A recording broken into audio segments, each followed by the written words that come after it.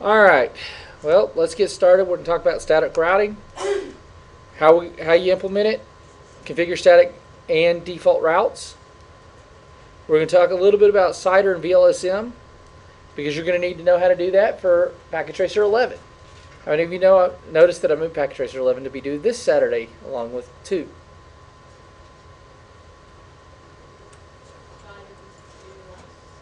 I changed it on you over fall break. Huh? It was due on the 18th. There's 3 of them due on It the still says 18th. the 18th. It still says the 18th? I probably changed the wrong thing in there then. But anyway, I'm going to make it due Saturday and we're going to do it tonight in class. What, the 11th? Yeah, What about the one we turned in? I'm going to ignore it. Oh, okay. See, it pays to be here because I'm going to cover this and then we'll do 11 afterwards. We're going to talk about configure summary and floating static routes. We're also going to talk about static and dynamic route issues. This is a 64 slide presentation. We're going to talk about IPv4 and IPv static routes by specifying an next hop address. And I'm going to throw out I'm going to make sure you understand the difference between a static and a default, okay? And it's very simple. There are only 3 things you need to know on an IP route. You need to know the address that it's coming from, the subnet mask of that address, and what port it's leaving. Where it's going, its mask, and where it's leaving. That's it. Okay? We're going to configure IPv4 and IPv6 default routes. We're going to explain the use of legacy, classful addressing, and network implementation. And then we're also going to talk about the purposes of CIDR in replacing classful addressing. Can you scroll down? Can you hear about that? I haven't heard it all. Our stand that is down, I can't access it inside where it's on. Go downstairs to Ken's office and ask Roy. Design and implement a hierarchical addressing scheme. We're going to configure IPv4 and IPv6 summary network addresses, which are very easy to do. We're going to configure floating static point to a backup connection and I'm going to explain to you how the router processes packets where a static route is configured, like we did last week when I showed you up here how it comes down the OSI model, right? Y'all vaguely remember that? I know y'all slept since then. You've had a fall break since then. A couple of you gotten drunk. Okay, what does static routing do? There are 2 different ways we talked about last week. You can manually set it, which is your default and static, or you can do it dynamically. Okay, dynamic means the table, IP address table or routing table always updates depending on what information it receives from the next router. Does that make sense? Manually, what do you think you have to do? Go in there and type it, right? Why is it doing this stuff? Why do we use static routes? Give me your own words. Why would you think we'd use a static route? You need to be specific for some reason. If you need to be specific for something, static routes use less bandwidth because you're telling it exactly where to go. And it can only go to your next hop. You can't configure, only the router that you're on can you configure those static routes for. Does that make sense? A static route could be used if you don't know where it needs to go. Okay? It has the following disadvantages. To set it up originally, it's going to take you some time because you actually have to log in and do it. It doesn't arbitrarily just come up with some numbers. It can be error prone because if you type in the wrong thing, guess what? You're stuck with it, and so you go in there and say no of what you just did. Administrator intervention is required if you screw something up. And it doesn't scale well. It's not very good with scalability, okay? Like dynamic is, because as soon as you add one on there, it automatically adds it to it. So it's pretty cool about dynamic, okay? And it requires that you know everything about your network in order to do it. They have 3 primary uses: providing ease of the routing table maintenance in smaller networks. You only want to do static routes on small networks. Trust me. Or if you're going to route to a stub network, which is, let's say remember we were talking about that core router, and then we go into the distribution routers, those could be static coming out of there because those aren't going to change. Using a single default represent to a path to any network that does not have a more specific match than any other route on the network. Okay. Static routes are often used to connect to a specific network or specific function, provide a gateway of last resort, reduce the number of routes advertised by the auto summaries, and create a backup route in case the primary route fails. Let's say if I have EIGRP going on, if I created a static route and EIGRP goes down, I still have that route to that router. Does that make sense? Here's what a stub network is. It's out here. No need to use a dynamic routing protocol with R1 because it's in reach of R2. All right. All we got to do is set up that static route. Here's our stub network off of our network. Does that make sense? A default static route, simply put, is 0000, 0000, and what port it's going out. It's pretty simple. That is a default route. So your command would be IP route 0000, 0000, and whatever port it's going out. So if I was to use this, it would be, my static route over here would be IP route 0000, 0000, out serial 000. Means any traffic in here, it's got to go out that. That's all it means. Marlon, you don't look like you understand it. Oh, yeah, I just took me forever to get to that part on the left. But I do understand that you're saying anything that's coming in is going to go outside the serial. Anything that's inside of router 1 on any of the networks below here will go out that port. That's all it says. I just got that out. Okay? So if I wanted to do a summary route, let's say I have 172, 20, 21, 22, and 23.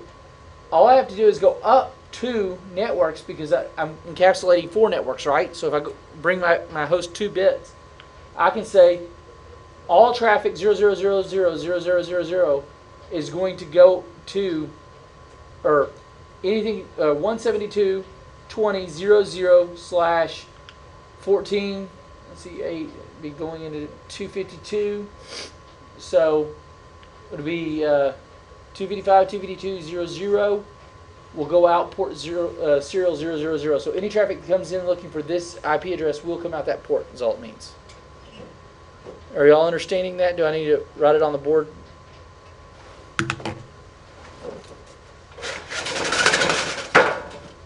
Oh, that helps. Okay, we have our route right here, right?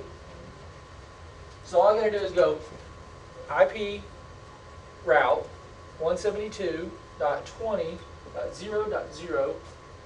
What's my 14 subnet mask? 255.250 or 252.0.0 out that port. So any traffic coming in this way, when it hits here, if I need to go to anything on the 172.20 network, it's going to go out that port. That's all it says. Does that make it a little simpler for you to understand? And then I just use zeros just like that.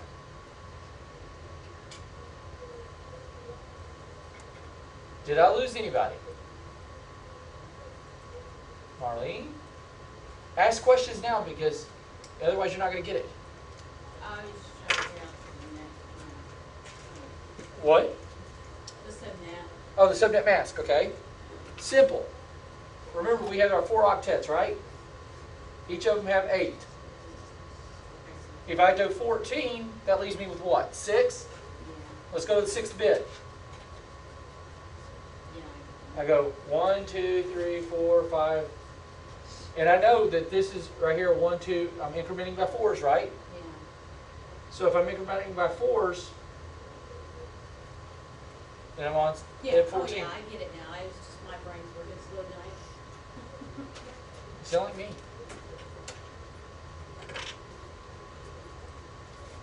But that, yes. Does that, I mean, I was noticing because I hadn't really got the CIDR number. Will the CIDR number will tell you almost what class that network will be? Yeah, Yeah. it can. Okay. Be class B. Yeah. I was But also, you look at the IP address and it'll tell you. In Cisco, I love them. They screwed up. Oh, yeah.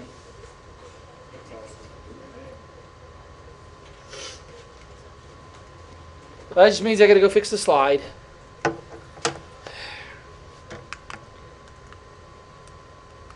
All right. What is a floating static route?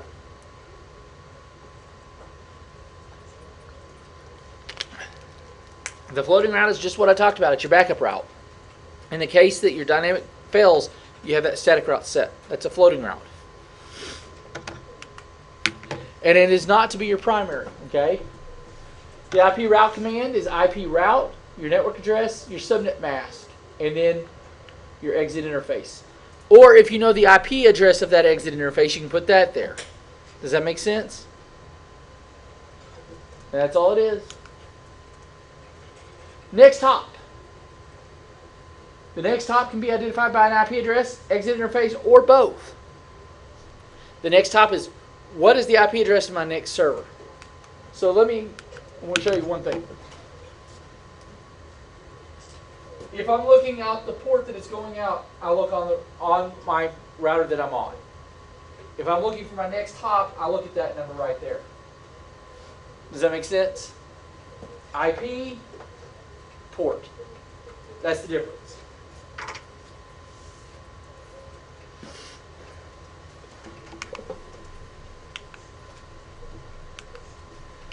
Okay, how do you configure next hop? Well, when the packet is destined for the 192.168.2.0 network, so where's that? Right over here, right? And it's coming from router 1. It's going to look for a match in the routing table to see if it can forward it to it. Well, oh, there it is. If for me to get to this static IP of 192.168.2.0, I'm going to go out to 172.168.22. So I find that. Where's that? Oh, well, there's the .22, so it's going to come up to here. It's going to look at it and say, oh, well, it's got to go down to the .1. And that's all it does. That's what that routing table will tell you. All right? So what do I have to do? For any of these packets that are going to 172.16.1, 192.168.1, 192.168.2, they're going to all go out serial 000. So any traffic from here bound for any of these networks will come out this port. That's all it says. Does that make sense? Do what? What did you just say? IP route. Any traffic that's going to the 172.16.1 network, 1 or the .2 over here, will have to come out this IP. Why do we not list this one? Why do we not list the 172.16.2.0 down on my IP route? That's network, yeah. That's The 172.16.2.0 is what? If it already sees it, you don't need to put it in the routing table. Does that make sense?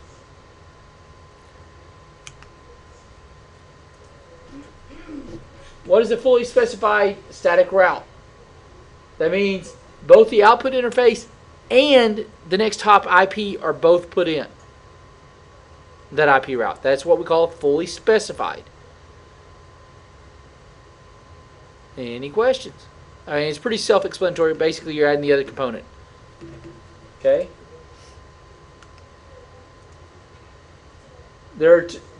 Along with ping and trace route, you can actually do a show IP route static, or show IP route network to see your network tables, to see your routing tables. Okay? Like I said, here's the default static route. What's the difference between a default and a static? Jordan, what's the difference? Static you have to set up yourself, and default's already configured for you. No. That would be dynamic in manual. Derek, what do you think? What's the difference between a default static route and just a static route? The default just automatic, like. Nope, not automatic. Adriel. Difference between default and a static.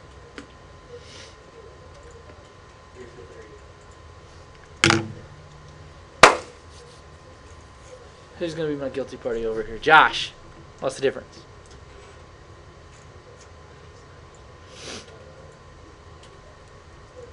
If you go five for 5 and not getting it, you're going to get a midterm.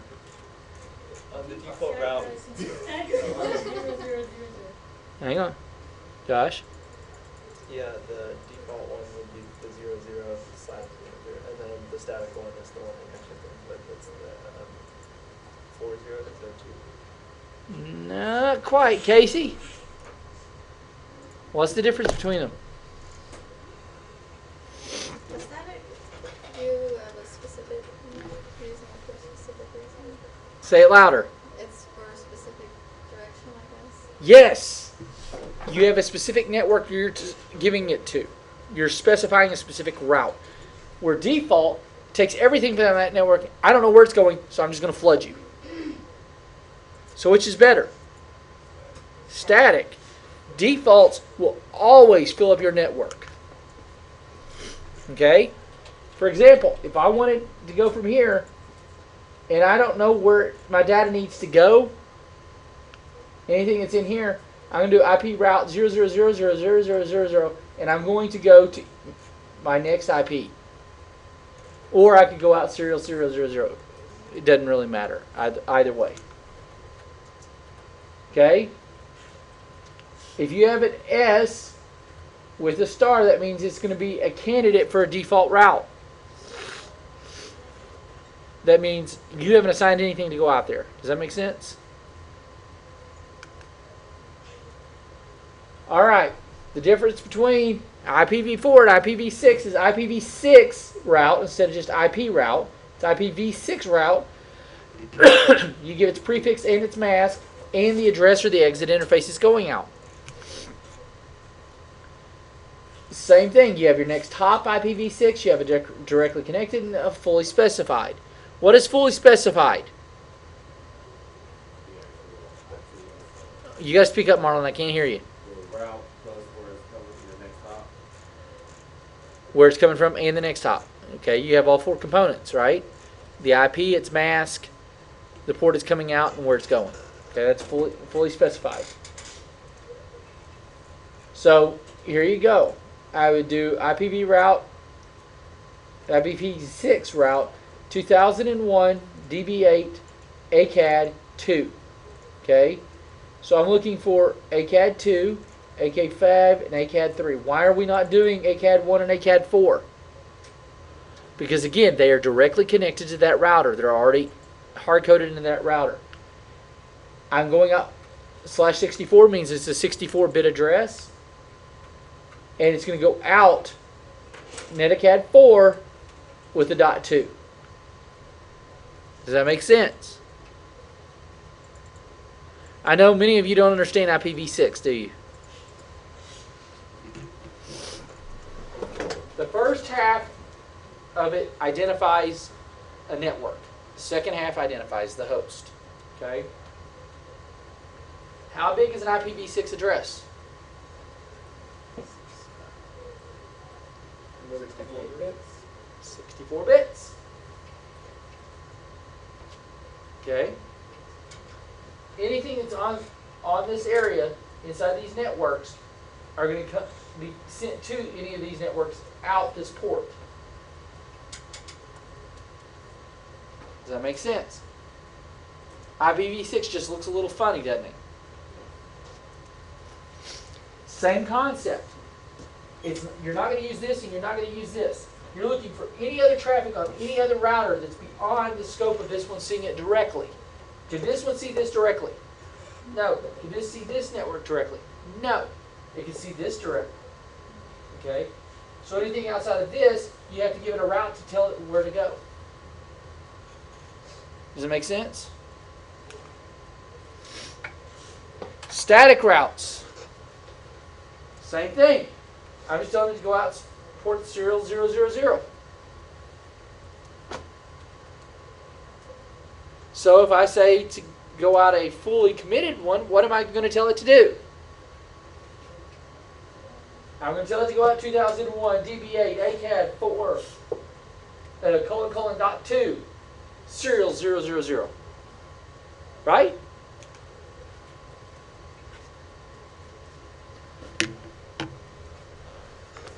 Right? Is there any questions on that? Fully specified. And you can do the same thing with your route commands, except it's IPv6 instead of IP. Remember, if you're using version 6 or IPv6, you have to put v6 out there. If you want to do just 4s, then it's just IP. Okay? Here you go. Matches any IPv6 prefix regardless of the mask. So if you change that to a 0, any of them is going to go. Alright? IP address, exit interface, same thing as what was on the IPv4. Default route, you're just going to put IPv6 route, : : that specifies everything with the /0. Any traffic is going to go out that port.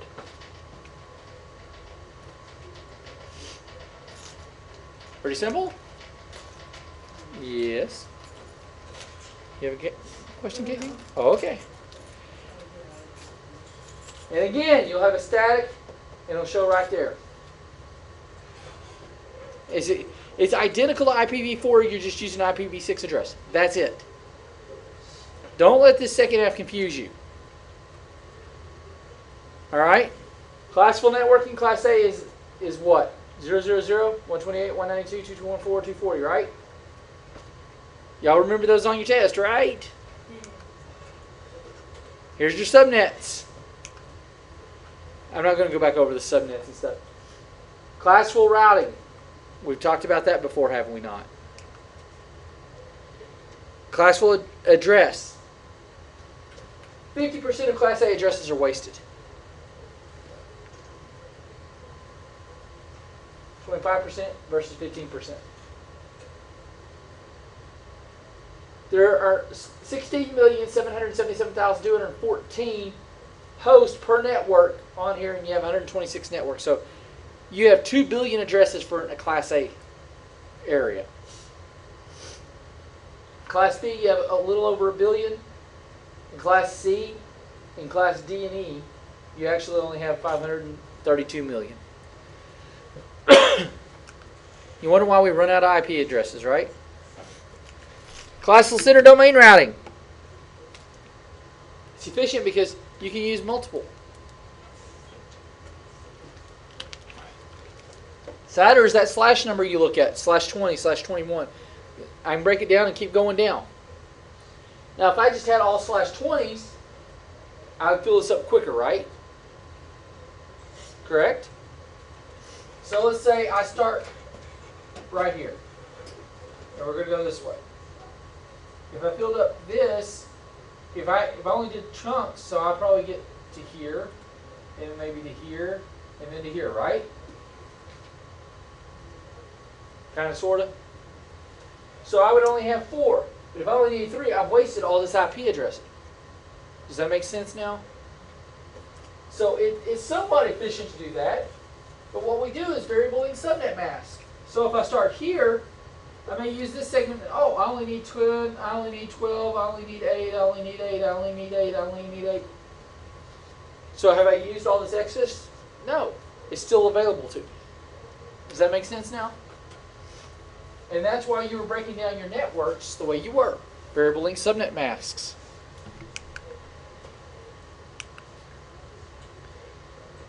You can summarize all 16, 17, 18, 19, 20, 21, all underneath the 16, because I'm going by 248. 248 means I'm going by 8s, right? So I have a total of 6 networks in here, so I could actually do 22 and 23 in here and still be okay.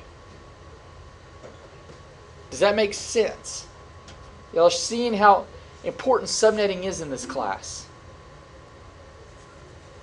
Now, don't you wish you were subnetting experts like myself? Oh, I just see all you smirking like, yeah, he's arrogant tonight, isn't he? Yeah, I'm going to fail all of you now. We were smirking with you. Yeah. Too late for that, Marlene. Classless interdomain routing protocol example, basically. You come up here, go down. It's pretty simple. Y'all seen this a million times, right, for subnetting. I'm not going to cover subnetting again tonight because you've already taken your subnetting test with me. Variable length subnet mask. Like I said, you have 30 hosts all the way around and say, oh, wait a minute, I only need 2 hosts each, so I can fill all these with 2 hosts. Does that make a lot more sense? Because if I only need 4 of these, I still have all those hosts available that I could use if I needed to. VLSM is allowing you to use as many IP addresses as possible without wasting so many. If I only need 28 hosts, do I need a Class A address? That's a lot of waste. But that's what was happening when we first started using IPv4. And so now we did NAT, and then we did VLSM. That's why we're not too hurried to get into IPv6 here in the United States. All right? You talked about this in variable length subnet mask. We'll cover that here in a moment. Okay. Yeah, I'll cover that in a little bit. Route summarization is also known as route aggregation. It's a process of advertising a contiguous set of addresses. So if they're all in order, instead of having all those IP routes, it only shows us one on the table. So like when we had those 6 address networks here, and we showed that we're going by 8s, the one that was going by 8 would be the only thing you'd see in your routing table because it aggregated the rest of them. That's all it means. Do you want to stack papers this much, or do you want to see just the summary? You just want to see the summary, and that's what it means. I'm not going to cover that. Summary static route example. Again, it's going to specify anything that's on the 1, 2, 3. We're going to put it underneath this one because it's summarized into one route because we brought it to the 22nd bit. If you're brought into the 22nd bit, you're going by 4, so you get, in this case, 0, 1, 2, and 3 would all be on the same one because 0 would be your network. Same thing with IPv6.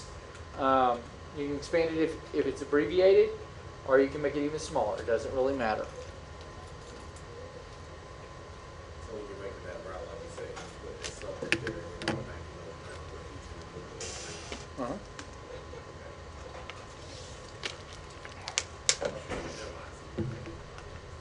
Okay. Floating static route, same thing. It's just going to come up here and tell you what it is.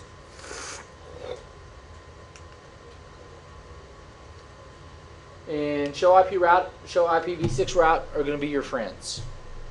Guarantee you. All right. Static route's packet forwarding. Basically, if you have a static route going to here, it'll forward it up to here. That's what we've been talking about all night. Troubleshooting it. I'm not going to worry about troubleshooting right now because here are all the commands you really need to know. Show IP route, IP interface brief, show Cisco neighbors detail, ping and trace route. If you can't get there, something's wrong. You ping up, keep pinging to the next hop, and then you find out where it stops, and then you figure it out. Does that make sense? Any questions on chapter 2?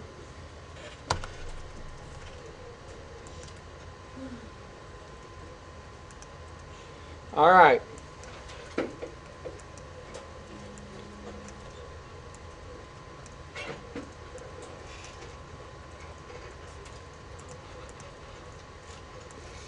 Can y'all see that okay?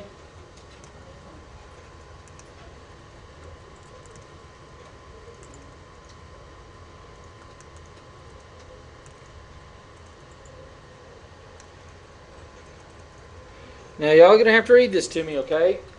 So I can do this on the board for you. What do we have? Well, it's the first thing it says. We have 2 routers that are 1841s, right? You see the 1841s with 2 routers. Okay. We have one switch, two PCs, and Eagle server. Everyone's with me, right? Note that display names and host names for all devices must be configured. And all strings, names, passwords, banners should be typed exactly as in these instructions. We have been given the 192.168.3.0 network, right? Y'all are with me, right? So we have 5 subnets, right?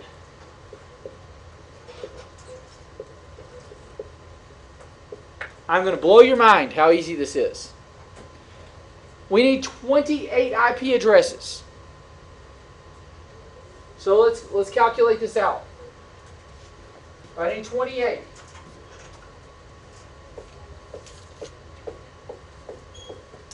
Correct? We have a 128, 64, 32, 16, 8, 4, 2, and 1. So I'm coming here, right? Because I need 28, right? So if I'm borrowing to 32 bits, if I know that this is my first network, right?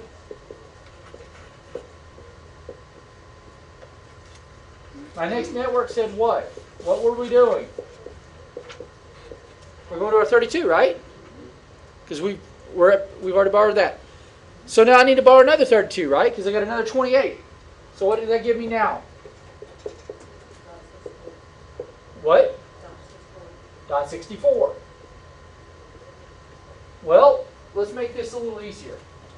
192.224, 240, 248, 252, and we're not going to use those. Okay? So what do we have? So we have 24, 25, 26, 27s, right? So what's my next one? 14 hosts. Where am I borrowing?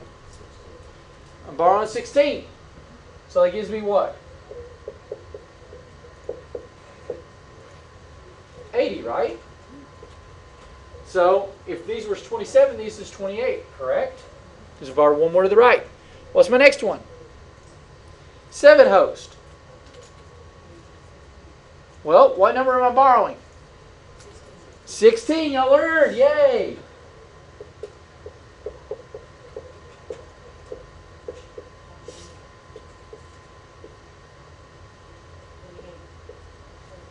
And why is it 30? Because it's a point-to-point, right?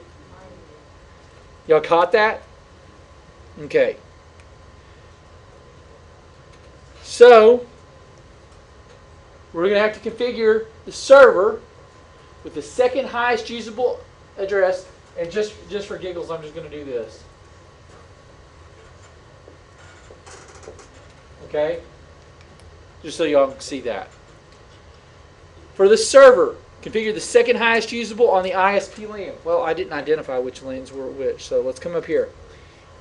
This is the existing student LAN, future student LAN, existing ISP LAN, future ISP LAN, and a point-to-point. Okay? Right? So if I have my second highest usable IP address, we need to come over to here. What is my second highest usable on this one? Well, .79 is my broadcast. .78 is my highest. .77. Right? For Route 1, ISP Fast Ethernet, use the highest on that. So if it's .77, this is what? .78, correct? Y'all are with me? So we've configured now, this route right here is .77, .78. Right? I have my .77 here and my .78 there. Okay? Now, for ISP's serial interface, which is going to be our point-to-point, right? we need to use the highest usable on the existing WAN. Well, here's our existing WAN. So we know that 96 is our network, 97 and 98. So router 1 is going to have the .98, right?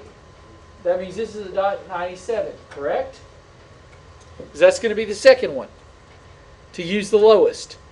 So we have our .98 over here and our .97 over here. Pretty simple. Are y'all following along how easy this is going to be? For R2 on the fast Ethernet interface, so we're looking at this interface right here, use the highest usable address on the existing student LAN. So if I have a .31 as my broadcast, then what's my highest? .30, right?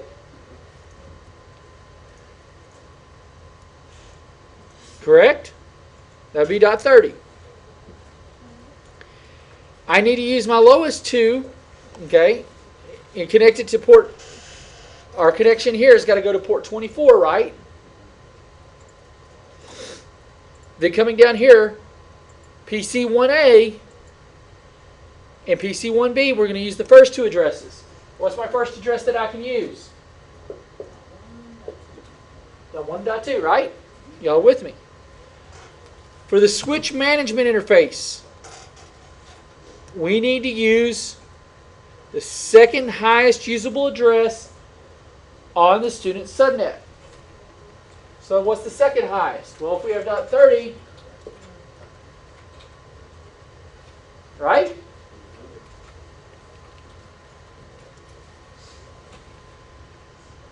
And y'all know how to go through and do the banner message of the day and all that stuff, right? Now that we've got through it once. Does that help simplify your problems? Yes. I keep missing the route 0. The route 0. I think I did it If wrong. you see route 0, that is a default static route. So you would have IP route and then wherever it's going to be at. Okay. Next hop. So that's what's happening. Okay. Thank you. That's it. Any questions, items, concerns, gripes, moans, complaints? Was that easy enough? Does this help you when I do this on your packet tracers?